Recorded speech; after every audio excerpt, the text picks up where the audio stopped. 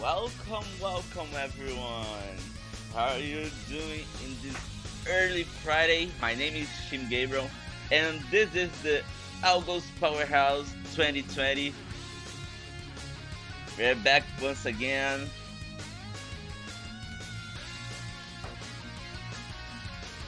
and I hope you are all right.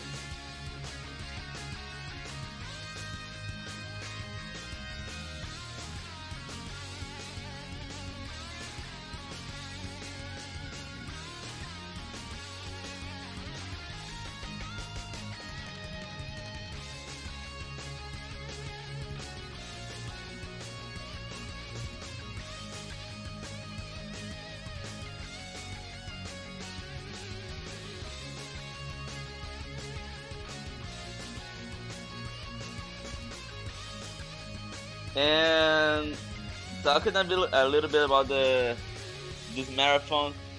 This marathon is gonna start in today, and there'll be a lot of cool and nice games. And we're gonna be online throughout the weekend. We're gonna start today, and we're going until Sunday's night. So there has a lot of fun, a lot of speed run going on, and for a great cause because uh, we're helping Extra Life.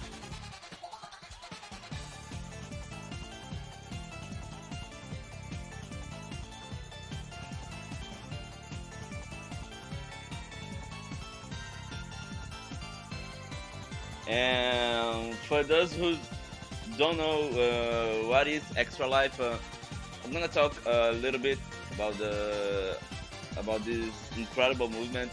Extra Life unites thousands of gamers around the world to play games in support of their local children's miracle network hospital. And since its beginning in 2008, Extra Life has raised over $70 million for a lot of children. So this time we are helping them. And if you want to help the cause, if you want to donate,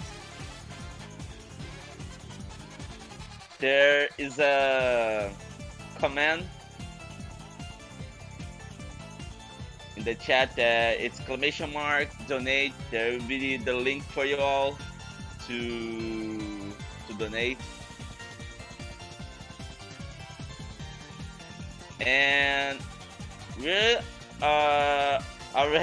already to go to the next game, which is Spyro the Dragon Reignited by SableDragon. So stay tuned, and we're gonna change to Sable right now.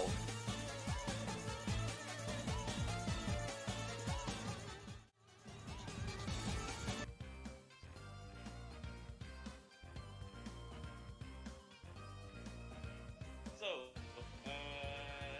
here we are, here with Sable Dragon Rook.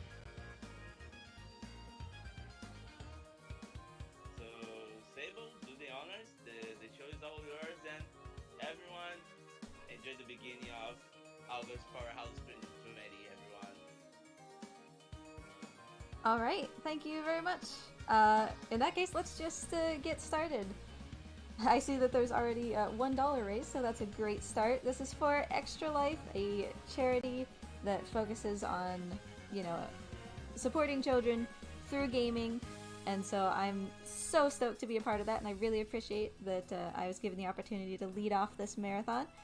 So without further ado, let's get going. This is Spyro Reignited Trilogy. This title screen's a little bit louder than the rest of the game, so let's just hop straight into the game. Timing is going to start when I hit the X button on this Spyro 1 file, so I'll give you a countdown. Timing is going to start in 3, 2, 1, go. So thank you everyone for joining. Like I said, this is Spyro Reignited Trilogy. So if you ever played Spyro on the PS1, this is, the PS4 much a lovingly remastered version. I would highly recommend that you check it out if Spyro interests you, because it plays amazing. It's really such a fun game. Even, you know, casually speedrunning, everything. They did such an excellent job with it. So, what are we trying to accomplish, right? You can see that I'm already kind of zooming around, picking up some dragons. This is any percent NBS. NBS stands for no balloonist skip. So it's the glitchless, well, I guess no major glitches, category of Spyro. The fastest way to beat this game is to kind of glitch yourself into the final world, and it takes about 7 minutes. That's we want to spend longer with Spyro, you know, so we'll do the no balloonist skip version, and we will actually be encountering the balloonist a little bit later. I'll talk to you more about him as we get closer. But for now, it's important to understand sort of the things that we're keeping an eye out for, right? You can see that I'm getting gems, and I'm getting dragons. A little bit later, we'll also be getting some dragon eggs. So those are the primary collectibles of Spyro. And the goal, essentially, is to get 6,000 gems, 50 dragons, and 5 dragon eggs. That's what we're spending the entire run doing. Whoops, a bonk on the wall. And we're just going to be taking, you know, the most convenient route through the game in order to get all of those collectibles. Well, you know, I quitted to the title screen because that is a thing that I meant to do. It's no big deal. What I actually meant to do, which I will do right now, is exiting the level. The majority of the time, you can see we're going to be exiting the level by just hitting the start button.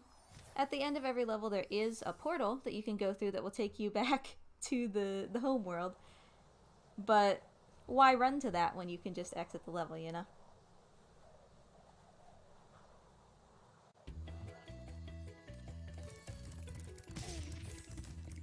The exception is going to be, we have one level coming up right here where we're going to do something a little bit different. This level is kind of funky in many ways. So when you free a dragon in Spyro, a little fairy will pop out and save your progress. And in this level in particular, for some reason, the fairy kind of generates and then leaves behind a chunk of a hitbox in the air. And if I stand in just the right spot, I'll be able to actually stand on that and get picked up by it when the fairy appears after I save the dragon. And that'll let me hop straight to the end of the level over a big wall that normally we'd have to run like all the way around. And so we will try to get that. This dragon is named Nils, so the trick is called the Nils proxy. And so you see I'm just kind of standing in midair.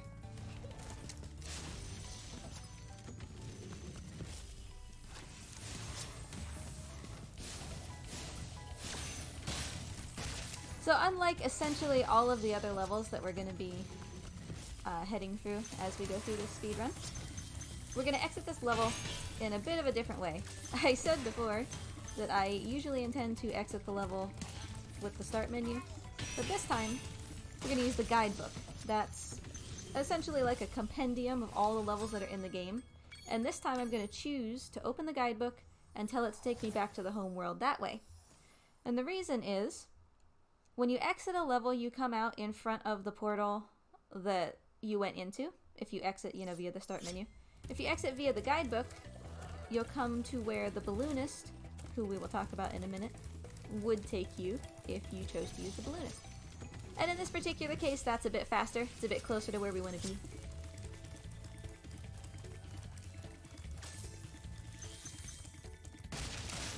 So that is the end of this first world, Artisan's World, and this is the balloonist.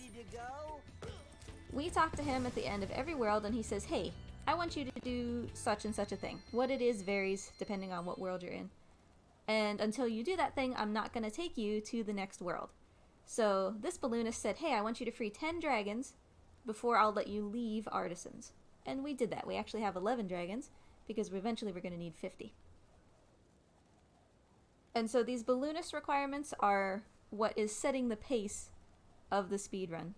As we go through the game, the balloonists are going to ask for 10 dragons, 1,200 gems, 5 dragon eggs, 50 dragons, and 6,000 gems. So that's kind of where this 6,000 gem, 50 dragons, 5 eggs requirement comes from.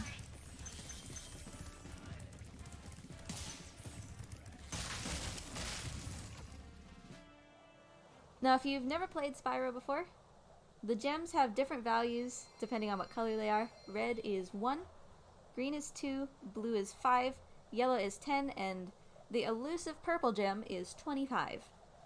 The reason we didn't spend too much time in Artisan's World is because as the worlds go on and you get toward the end of the game, the gems get better. You know, in Artisan's World you're getting lots of 1s and 2s, and in Dreamweaver's, which is going to be the final world before the boss, it's a lot more common to get 5s and 10s. So we don't want to spend too much time trying to get gems in Artisans when we could spend less time getting them later.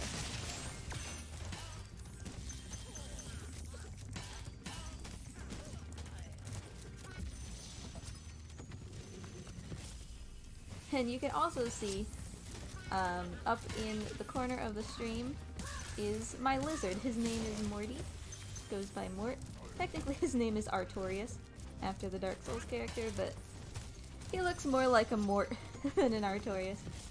So he's kind of chilling over there. He is always my stream cam, which is why he is here now.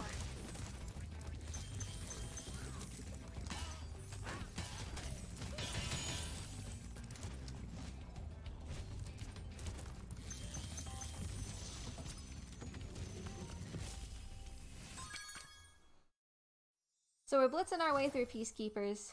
This world is going to be the first world where we see a dragon egg.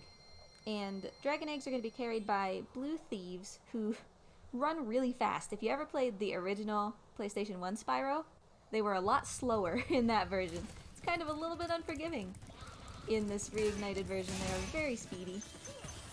So we need to catch up with them and flame them, and we will collect the dragon egg. The next world's balloonist is going to say we need 5 dragon eggs, and so that's why we're going to be, you know, picking those up as we go.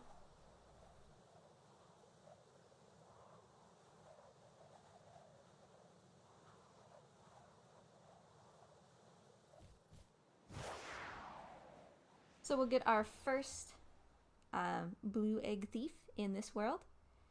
A little bit of a quirk of the game. All of the categories of Spyro are timed on in-game time because the guidebook conveniently offers us an in-game timer. So some things will cause in-game time to stop even though the game is still continuing. And for some reason, if the game thinks that you have downward momentum, for example if you're falling when you flame a thief, the little cutscene of you getting the egg will not trigger. And so, you know, we want to save as much time as possible, so I will hit that guy while I'm falling downwards, and it will skip the cutscene. If I were standing on the ground, there would be like a little 5-second, you know, scene of the egg zooming into me. And at the very beginning of the run, we actually used the same principle again. The first dragon is usually unskippable. His name is Nestor. But again, if we do the downward momentum thing, for some reason the game just thinks, okay, you know, now you can skip this.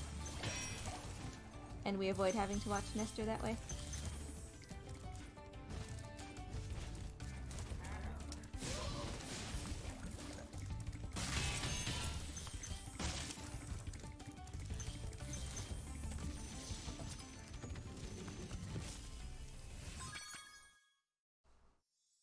Now that we've gotten that accidental quit to the main menu out of the way, we shouldn't have that problem again. It was my own fault because I chose to quit the game from inside a world when I started the run, and so it defaults the next time to quitting the game instead of exiting the level. But again, because in-game time is what we measure by, it doesn't actually make a difference because that didn't spend, you know, any in-game time. So this is our first introduction to a flight level. These are kind of notorious among casual players, and to be fair, they are rather hard in the scope of, you know, a game like Spyro. They're pretty stringent. So essentially they're an obstacle course. We're on a time limit and we have to get all the obstacles before the time runs out. And every time we get an obstacle, we gain more time back. Because I'm feel like being a risky biscuit today. I am actually going to do the hardest variant of all of these obstacles. I'm going to do a very hard routing that individual level runners would use when they're competing for the world record. I am an individual flight level runner as well, so this is familiar to me, but it is risky. If you touch the water, you fail, and you'll have to start over, so that's kind of what we're keeping an eye out for. The risk involves me coming very close to the water and making essentially a 90-degree turn, just a fraction of an inch above the water. So we shall see.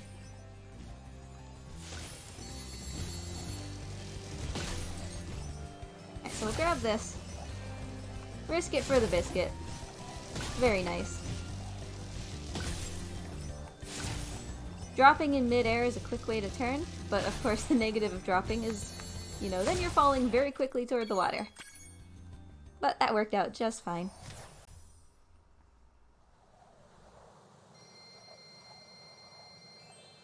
Now the reason that we do flight levels is because each flight level is worth 300 gems, and you will be really hard pressed to find anywhere else in the game that you can make 300 gems in about a minute. The longest flight level was actually the one we just did, Night Flight, and I came in at 1:05, so you're gonna be pretty hard pressed to, you know, find that many gems that fast.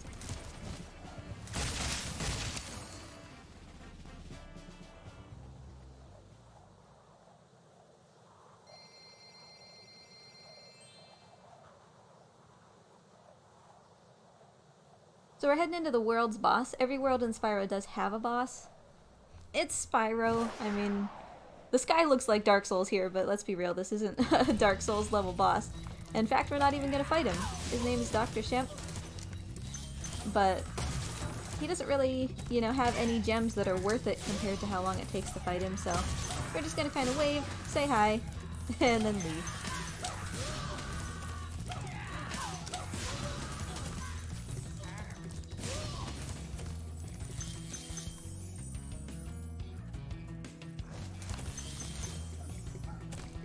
Now another thing that you may have noticed if you're not familiar with Spyro is that I'm being followed by a little, at the time, yellow dragonfly. His name is Sparks. He helps me because not only is he my health bar, but he picks up gems for me, so I don't have to actually walk over gems myself. He'll kind of, you know, zoom out and bring them to me if they're near me, which is great. That's actually kind of a big deal, because if I ever lose Sparks by taking damage, it becomes so much more of a pain to get the gems, because then Spyro's feet do actually have to touch them, and that takes a lot longer. So we're always going to be trying to take care of Sparks. He's at max health right now, which means he's yellow. If he takes one hit, he'll be blue. If I take another hit, he'll be green. And if I take one more hit after that, he'll go away. If I get hit without Sparks, then I'll lose a life. And we can heal Sparks by running into these small, we call them fodder animals, in the levels. They'll pop out butterflies that he eats, and that'll heal him a little bit. For example, in this level, these bats are a fodder animal.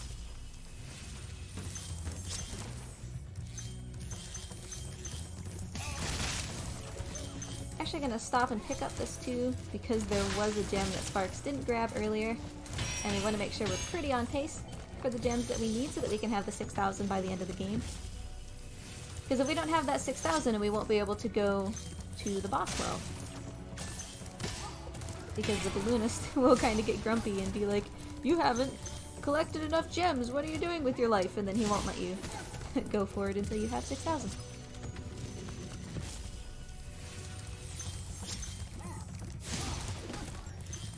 See, I tried to jump through that green gem so that I didn't have to wait for it to fall to the ground. That's why you'll see me jumping through or upwards towards enemies a lot. And Sparks, for some reason, just kind of decided not to pick that up, so we'll have to grab that from somewhere else.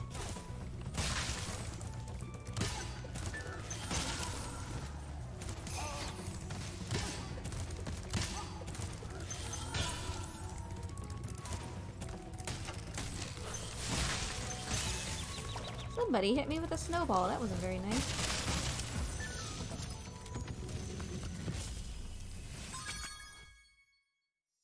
So that's the end of Peacekeepers. We are already well on our way through Spyro.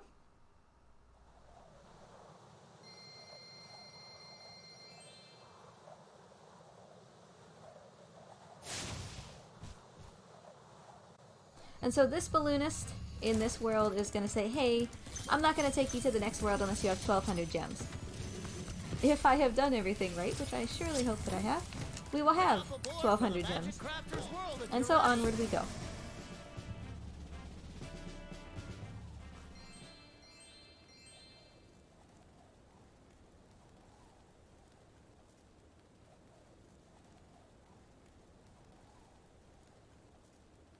Another important note about fodder animals, just because we were kind of talking about those, I am occasionally hitting them intentionally, even if Sparks doesn't need a butterfly, because I'm kind of keeping in the back of my mind this idea that every 10 fodder animals that you pop, you get an extra life butterfly.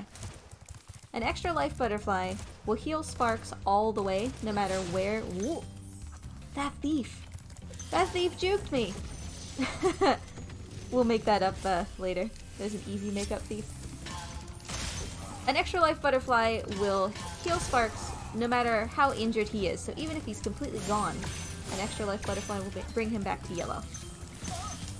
So I'm going to try to time it so that my 10th fodder pops in a much harder world where I tend to take damage, like, unintentionally. So that we can get a free heal when we might really, really need it. In the meantime, I have to remember now to get the backup thief, because boy, that little guy was zooming. We need the 5 dragon eggs to exit this world, so that's why we're going to need to get that backup thief. I could just teleport back to the beginning of the world and get him, but that's a lot of loading screens. That's kind of boring. We're just going to get the backup thief instead, because that's more fun. It would be more advantageous for in-game time for me to teleport back and get the thief that got away, but like I said, that's a lot of loading screens, so that's no fun.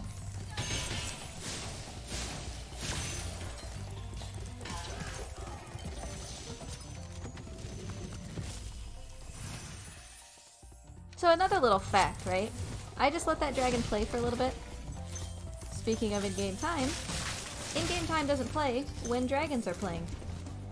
So the cycles in this world that occur because these wizards are up to shenanigans still happen even when dragons are playing. So by letting a dragon play, I can make the cycles more favorable to me without actually spending any in-game time. You know, I use the dragon as essentially free time to let the cycles get to a place that's more advantageous for me.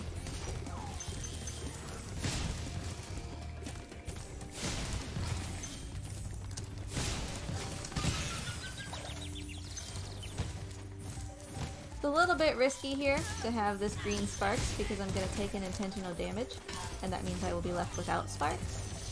But we'll just have to live with it because I want my 5 gem.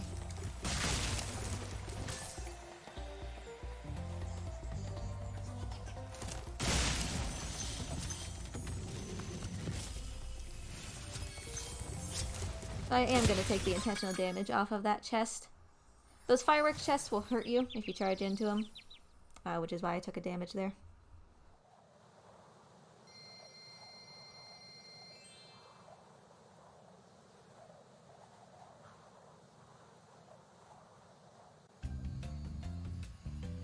Alright, so we're Sparksless and still facing enemies, so we're in a little bit of danger here. But I was counting on that sheep to get my Sparks back, and it did in fact work. So we hit the sheep, we hit the thief, things are looking great.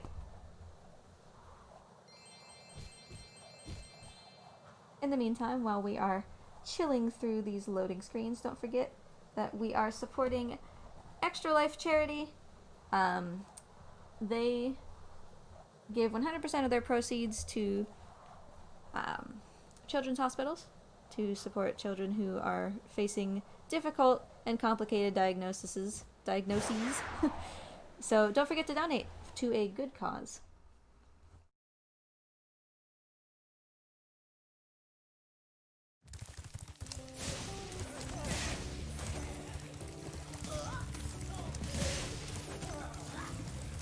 heading through the beginning of this level can be a little bit challenging, as you can see.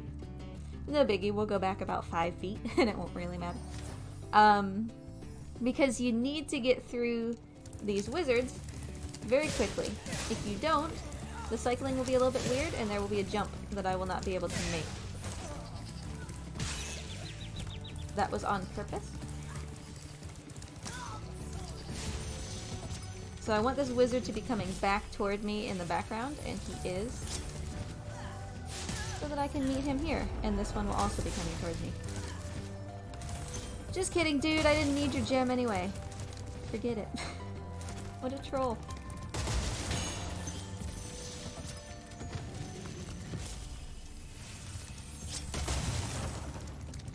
So this Magic Crafter's world, as I'm sure you can tell, is super about cycles. Every level has some sort of cycle that these wizards are creating. Gonna use the supercharge to charge through things without taking damage that we would normally not be able to either charge through or not take damage from. Got a couple more tricks with supercharges coming up, some of which are some of the hardest things that we're going to do in this run, so supercharges are kind of a big part of Spyro.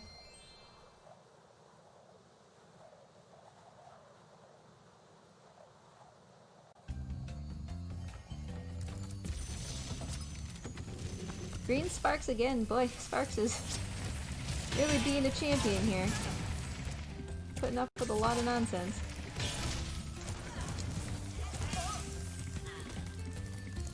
So Wizard Pig is where we're gonna get this backup thief. He is not somebody we would normally bother with, but because that thief at the beginning of Magic Crafters kinda gave us the juke, we can pick up this one instead. Boy, Morty is just right up in the camera, isn't he?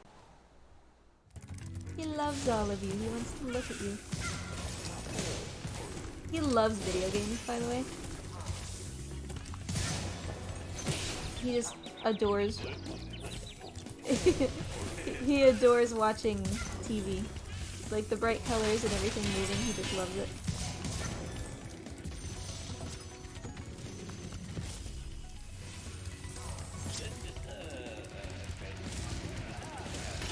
I have 2 lizards and 2 snakes.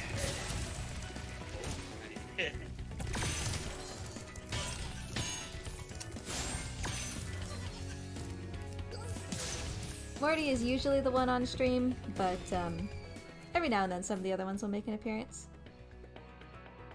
The other lizard is growing up to be about 5 feet long, so he's a little bit harder to capture on camera. Meanwhile, Morty is kind of fun-sized, so...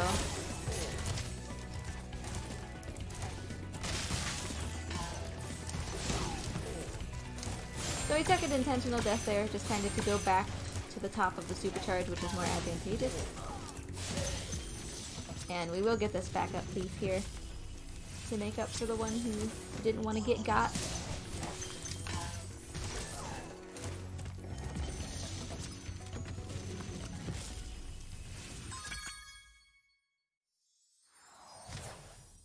Is the camera frozen? Nope, Mort is just standing very, very still.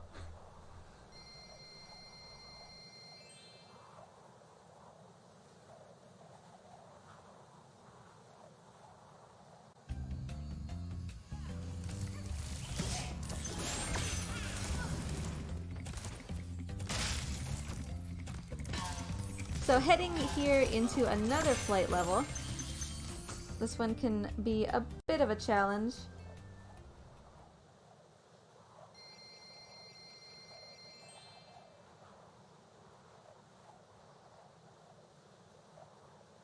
There. The camera actually kind of was a little bit frozen, it turns out. It caught up though. So this one could be a little bit of a challenge because of these arches. Thankfully, that went very well, immediately followed by something that didn't go quite as well. So we're actually going to crash. On purpose. The reason that this is challenging is because when this arch explodes, it can create shrapnel that Spyro, for some reason, will get stuck on. Like, the shrapnel continues to have physics even after the arch stops existing. So some of the time, you know, you'll break it and try to fly through it, and Spyro will just get stuck. Thankfully, we're past that now. But you can see that, you know, the beginning of this level did cause a little bit of problem. It's definitely a thorn in the side of people who run individual levels. And in Sunny Flight, which we're not going to see in this speedrun, we do actually use a little bit of weird momentum that we can gain from those pieces of shrapnel to shoot us forward through the level really, really fast. And that is kind of the speedrunning strat for that individual level.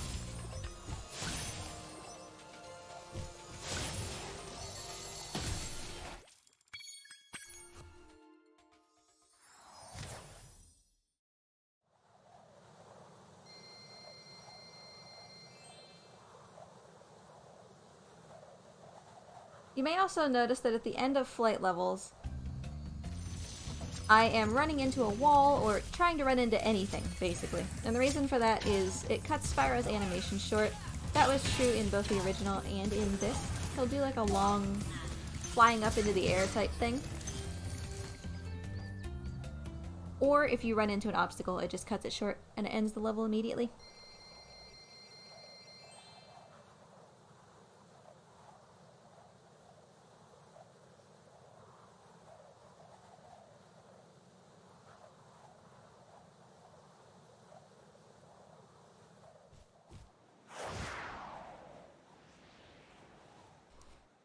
So Blowhard here is the Magic Crafter's boss. He is my personal kryptonite.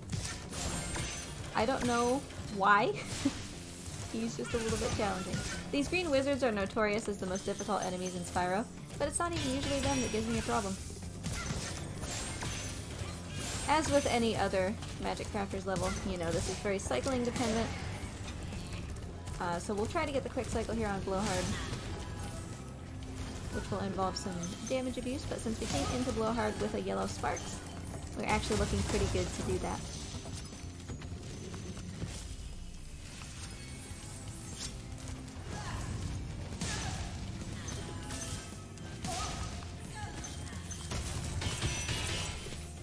So Blowhard's ability is basically he flies up into the air and he can shoot lightning at you. You don't want him to fly up in the air, because then you can't reach him. So I'm going to come over here and intentionally take damage, thankfully not fall off the cliff. And that means that we should get to him before he goes up into the sky. If we take damage there, that's faster than the normal way of exploding that chest, which is to light it on fire and stand there and wait for it to explode. So you have to take the intentional damage in order to get to Blowhard fast enough for him not to go into the sky.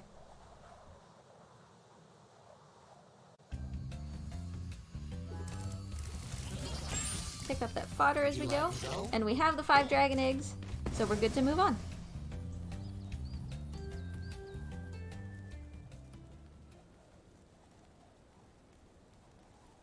Morty is cruising, it looks like. I keep track of Morty through a little, like, security camera that I control from my desktop. So that's always... Since he's always my cam on stream, he is sometimes the cause of lost runs, as I, you know, I'm focused on moving the camera and then speed running at the same time. He knows when I'm speed running, I tell ya. He'll sit completely still all day until I speed run, and then as soon as I start, he's all over the place. I just always have to be moving the camera.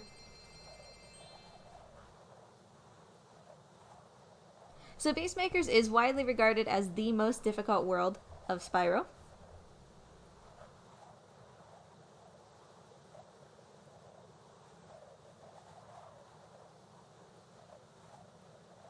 It's got a lot of enemies that are very challenging. They have very large hitboxes, and the levels are much longer than any that we've seen before. Or, you know, more convoluted kind of in the route that you take through them. These guys, for example, have really, really long range with these shock sticks. So you have to be careful not to take damage on them, because we are going to be taking damage throughout this world. And that was why earlier I talked about intentionally hitting fodder, like I just did, even though I didn't need it.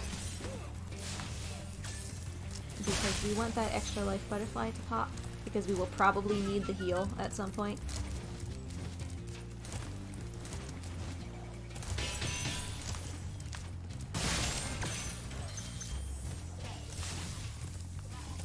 These rockets are going to be exploding some of the metal chests that you see around here. You can see that one just exploded as I came up to it.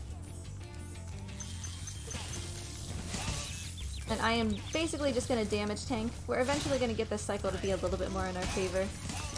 You can, if you're very lucky, get it to where you don't take any damage across these. But there's a lot of factors that goes into having all of those lined up, you know, perfectly.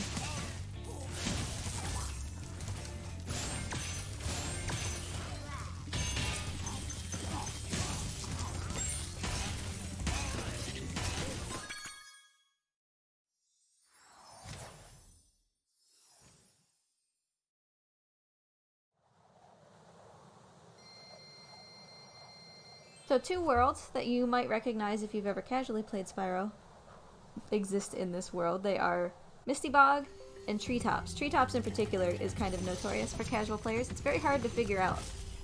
We will be doing a little bit of a supercharged exploit to get through that world without solving it the way it's intended. But Misty Bog is going to be the one that kind of determines how the rest of this run looks. It's very challenging. There's a lot of damage to be taken. Thankfully, we do not need to do the most difficult room of the game, which also happens to be in Misty. Because if we have the opportunity to route that out, you know, obviously we're going to. There's a lot of enemies. There's 10 enemies in one room. You're basically guaranteed to get hit if you walk in there. So we route that out, because the dragon that's behind that is just not worth it. That's a skink, isn't it? Yes, he is. Mort is a blue-tongued skink. They come from Australia. And Indonesia, depending on, you know, what kind you have. Wild Flight here is generally regarded as the most difficult flight level. Again, the cycles are kind of weird. Wild Flight is the individual level that I have held the world record for the most. It's hotly contested, but it's one of my favorite levels. I'm quite fond of it. We'll take this a little bit more easy, you know. Sure, we certainly have time.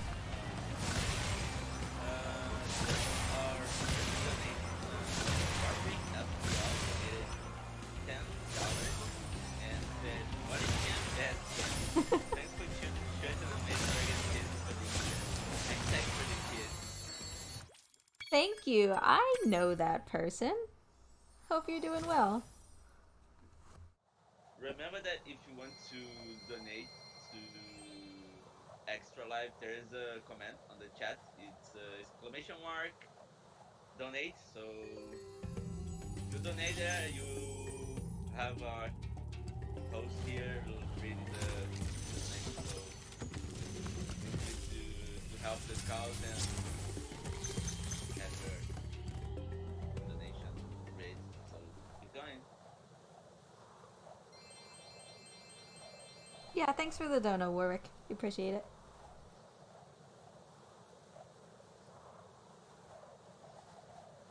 Coming into Misty Bog here, this is the difficult level that I was talking about before. Lots of enemies who can do lots of damage very quickly. Plus, we are actually going to have to take an intentional damage as well to get to the end of the level. This level is kind of Y-shaped, which makes it very weird to navigate. In order to kind of overcome that, we're going to hop across here and take this damage. This is the very end bit of the level that we've just landed in. This helps to manage the weird shape of the level a little bit better, at the cost of a little bit of sparks.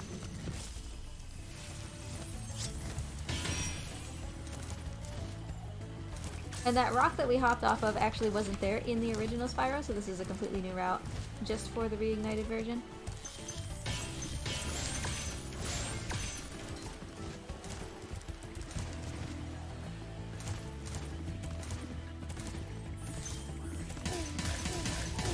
And we are looking good on gems. I was a little bit concerned early on that we might have to do some extra gem pickup in Jacques, the final boss. That's kind of what he's for.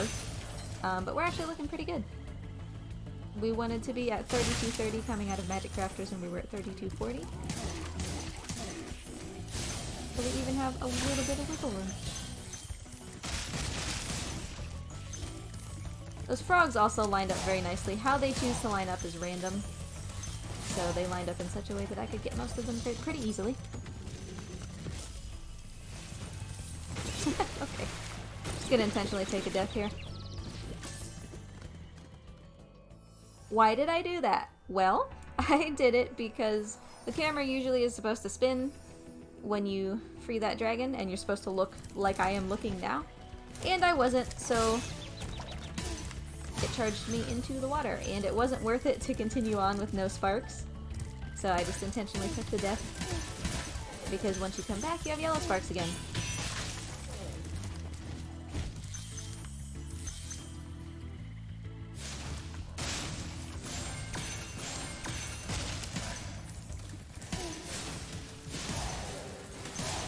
So really, not too much damage taken here in Misty. Pretty decent.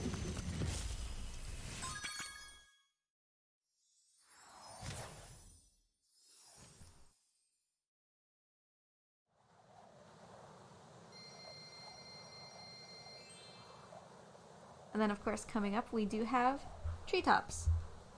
The premise behind Treetops is essentially just supercharge. That's what the entire level is about. If you played casually, you probably had a little bit of a hard time figuring out where to go. And I'm not gonna lie, I don't know how to solve Treetops if I'm not speedrunning it. I don't remember either, because it is pretty convoluted. You're supposed to, you know, charge down one supercharge, hop across some platforms, find another supercharge to go even faster, hop across some more platforms. You basically supercharge around the entire level to get all the way out to a dragon that's way in the distance. So it's a long and complicated puzzle. We're gonna skip all of that, hopefully, if I can pull off these supercharge exploits.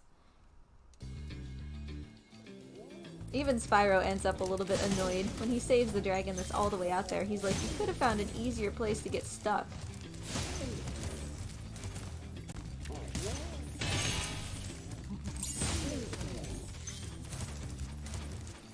And the dragon that he frees way out in the distance is named Jed. So we call this the Jed Jump. And the Jed Jump begins right now, where that green thief is standing. Instead of doing the whole supercharge trick, I'm going to bump myself on that house to slow my momentum enough to make the turn. And that lets me supercharge down onto the platform that would be the very end of the puzzle. Normally that turn is a little bit too tight, and so you can't cheat your way, you know, down like that. But if you kill your momentum a little bit on the house, you'll be able to make that drop. So Jed is free. That is one of the two supercharge tricks. It's the much easier one. So the one coming up, I will give a couple attempts to if we should fail. Because it still is faster, you know, to attempt it more than once. But the premise of it is Spyro needs to be going really, really fast. There's kind of a level 1 supercharge and a level 2 supercharge that's even faster. In order to get that level 2 supercharge, you need to be on 2 supercharges. You know, you need to go across one supercharge ramp like this, and then hop, and then hit another one. Or else Spyro's not going to go that fast. Instead of doing that, I am going to try to come off of the supercharge ramp in such a way that I can make a big circle and land on it again to get that second supercharge. And first try. So now we can make it over here, thanks to the Uber supercharge that we picked up from doubling back on that one.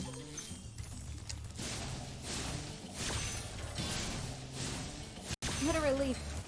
That's a hard strat. I'm glad that I was able to pull it off.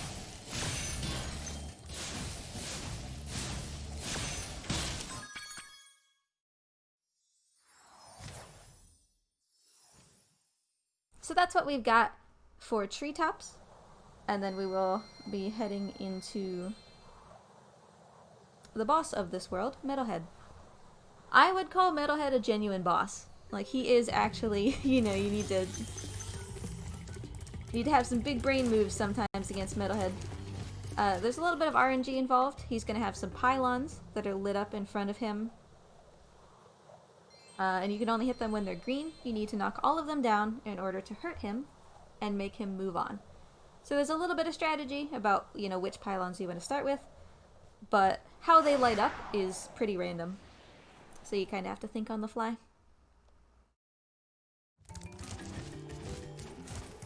And as you can see, we are at 49 dragons. The balloonist for this world is going to require 50, and we have 1 dragon here in Metalhead, so we have done our dragon budgeting correctly, and we will be good to leave. We do still want the gems though, which is why we are completing this level, even though we will get the dragon.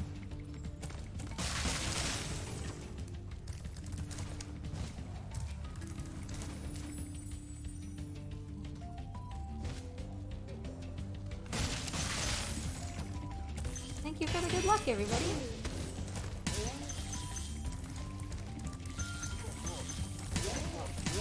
For those just joining, we are supporting Extra Life, a charity that gives assistance to... Hey, there's our Extra Life butterfly. Ha! Perfect timing! A charity that supports children who, you know, have been diagnosed with challenging or complex diseases. And they do that through the power of gaming. Whether it's board games, video games, Extra Life is all about how gaming can improve people's lives. So we are supporting this wonderful charity. Don't forget to donate. Exclamation point donate in the chat.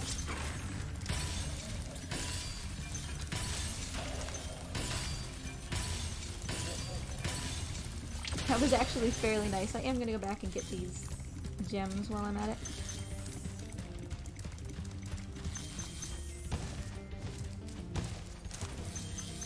The universe has smiled upon us, and we get that Extra Life butterfly at the very moment that I'm talking about Extra Life charity. What are the odds?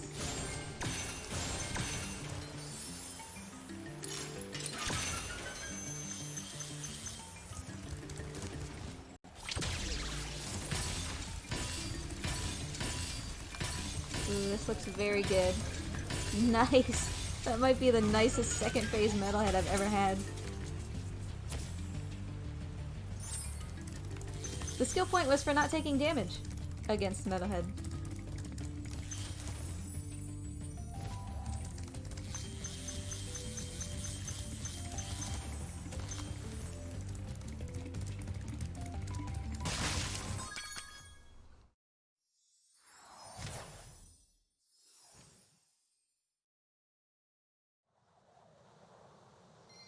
So that concludes Beastmakers, and we're actually looking very good on gems as well.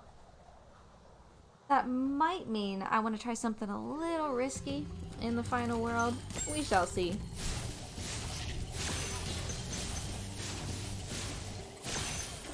But now with Beastmakers done, we're going to do a little bit of gem cleanup. We've got the 50 dragons that we need, and so it will be on to Dreamweavers, the final, you know, main world of the game. There is still one world after that, but that's going to be the boss world.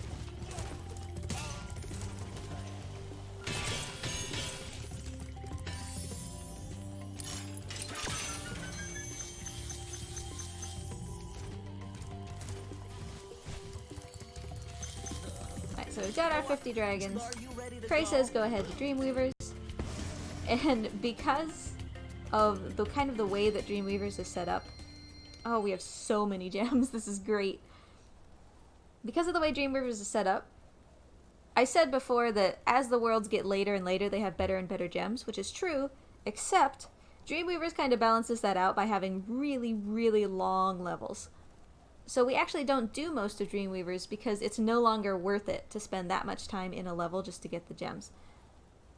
So we're basically going to be doing the main Dreamweavers world, one flight level, and the boss. All the other worlds we're not doing. They're too long.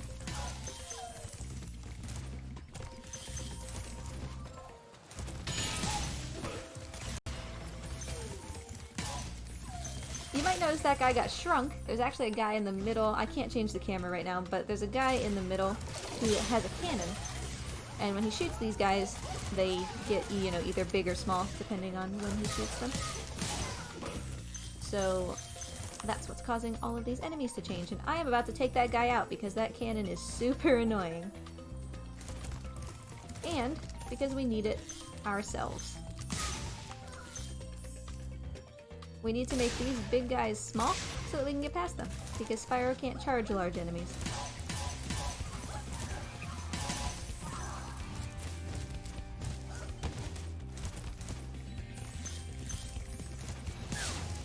Another premise of this world that you won't see super often, since we're not doing too many levels, is those guys that I just flamed, which are called fools.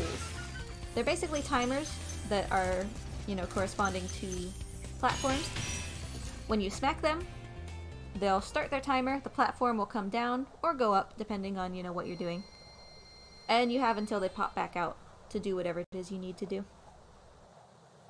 Has Mort been behaving himself? He's walking around a lot because, you know, that's always what he does when I try to speedrun. If I'm not speedrunning, he just sits in one spot like a log. But whenever I'm speedrunning and have to actually follow him with the camera, oh yeah, you know, gotta go on a tour of the world.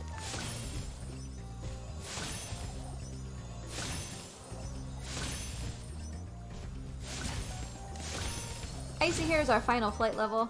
We want the 300 gems, because, you know, 300 gems in a minute is fantastic.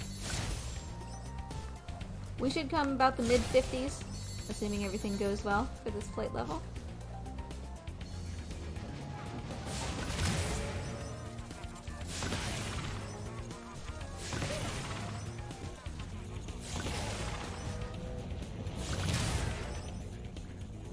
Yeah, let's do something risky. Why not? Yep, worked just fine. Sometimes you just gotta believe in yourself, you know?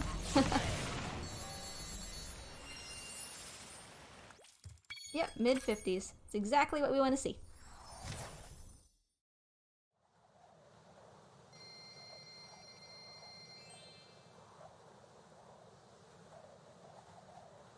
Now, if I could have a lovely volunteer from chat do something fantastic for me, if you would please tell me, this should be pretty simple, I think, based on the number of gems that we have.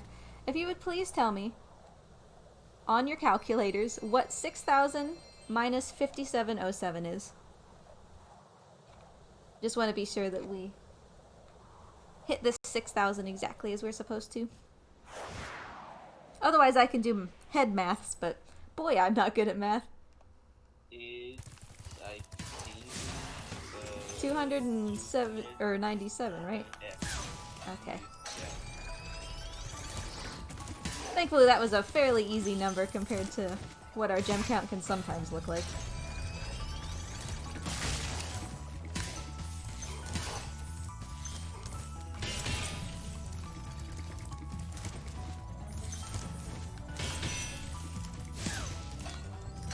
You're supposed to hit both of those guys.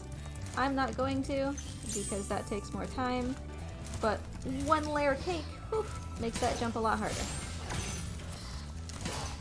That cake would have gone up a lot higher if I had chosen, you know, not to. Or if I had chosen to hit both of those enemies. Alright, I'm gonna be overgemmed, but I do just want to be careful. I would rather be overgemmed and be sure that I can get into the next world than be undergemmed and have to find gems somewhere else. Bottom of that platform doesn't exist, so we can just go ahead and hop straight over there.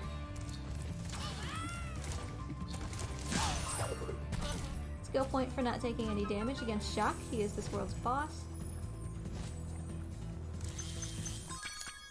And we should be well overgemmed, which is a good problem to have.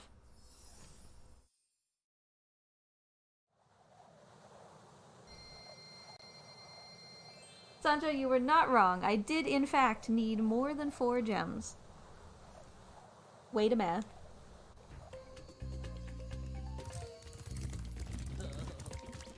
Are you ready to So that was the 6,000 gem requirement. We have now done everything that every balloonist wanted. We got 6,000 gems, 5 dragon eggs, 50 dragons. That means that we're entering Nasty's world. Nasty Nork is the boss of this game. If you're unfamiliar with the story, the entire reason that we are doing all of this is because somebody decided to get all of the dragons in the Dragon Kingdom to be on TV. And they were interviewing them, and they said, you know, how are you guys doing? You feeling good? Tell me about the dragon world. And the commentator brought up this bad guy called Nasty Nork. And one of the dragons kind of offhand said, Nasty Nork's ugly. That made Nasty really angry, and can you blame him? I mean, that's not really a very nice thing to say. So he was so angry that he took his magic staff and just shot it into the air, and it turned all the dragons to crystal. That's why we've been saving dragons for this entire run. He then turned all of the gems in the Dragon Kingdoms, he scattered them all over the place and turned some of them into enemies. And that kind of created the game as we see it. So now we're in Nasty's world. We're finally ready to confront the big guy. But in order to unlock his portal, which is behind a closed door, we need to go through these levels. And since we don't need gems, we don't need dragons, the only thing we need is to get to the end of the level. So this will essentially be the only time in the game where we are actually going through the return home portal. We can no longer exit levels by hitting the start button. We have to go through the portal. If we don't, the next level won't open.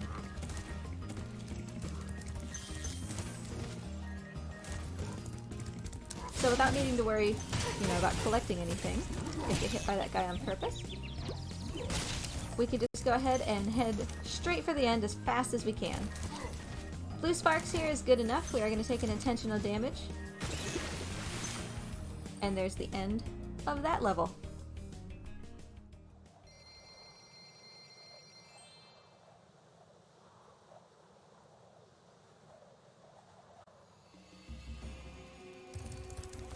Ooh, lucky little mouse outside there. I did want more sparks, so that was very kind of him to stand exactly where I needed him. Twilight Harbor here is the final level before we face Gnasty Gnorc.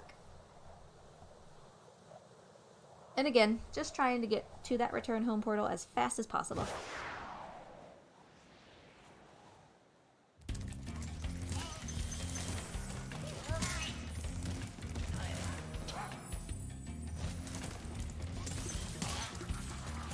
This level's a little bit stressful because all of these enemies have these like goo guns.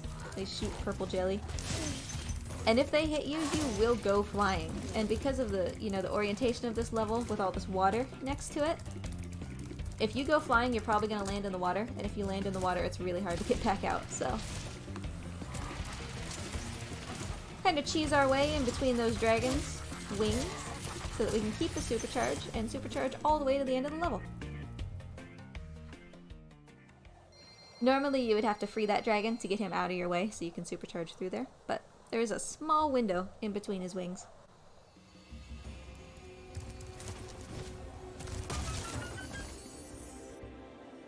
For real, Sancho, Nasty's not actually as bad as he seems. If you play the bonus level at the end of the game, he has a ton of like motivational posters that are really inspiring. It genuinely just was that a dragon was really mean to him. He called him ugly. Hashtag misunderstood bosses, right?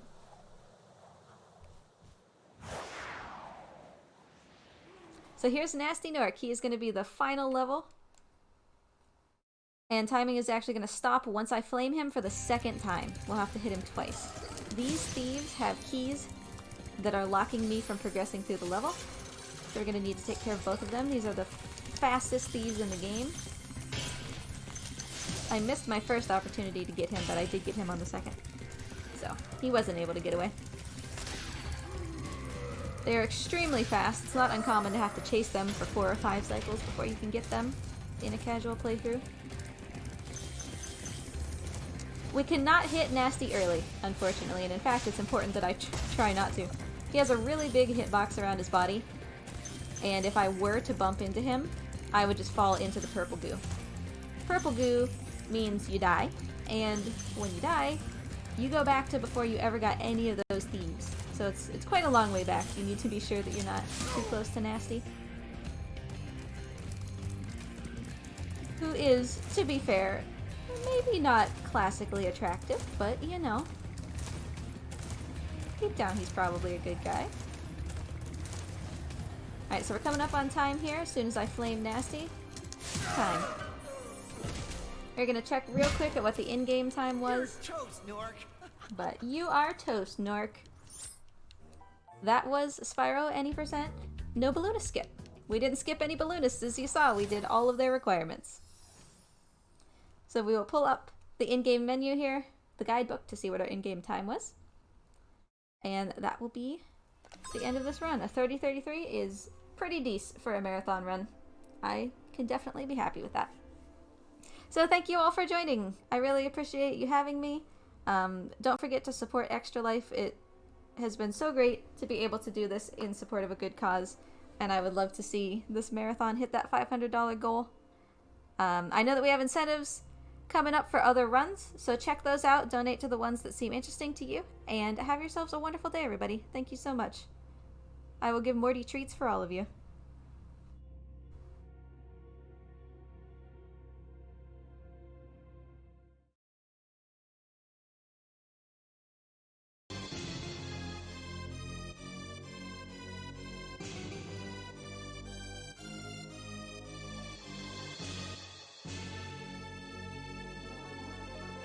And that was it. That was Spyro. Spyro the Dragon Reignited by SableDragonRock. Let's give some noise for her. Made an incredible start here with N% NBS. And coming up, we're gonna have Spark the Electric Jester by Arcana CQ with the Fark Story Super Static category. And next, after the Sparks run, we're gonna have Fragments of Euclid by Curding Water 6, 100% inbounds.